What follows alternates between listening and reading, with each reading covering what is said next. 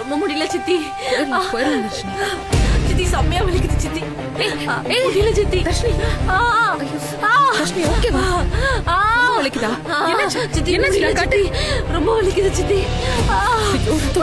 ரத்தம் வருது. இதுக்கு இவ்வளவு ரத்தம் வருது? ஒண்ணும் இல்ல தர்ஷினி, ஒண்ணும் இல்ல, போயிடலாம். கொஞ்சம் முடியல தர்ஷினி. சித்தி, என்னால சித்தி சுத்தமா முடியல சித்தி. ரொம்ப வலிக்குது சித்தி. இரு, சக்தி கூட்டு வா. இரு, சக்தி வந்து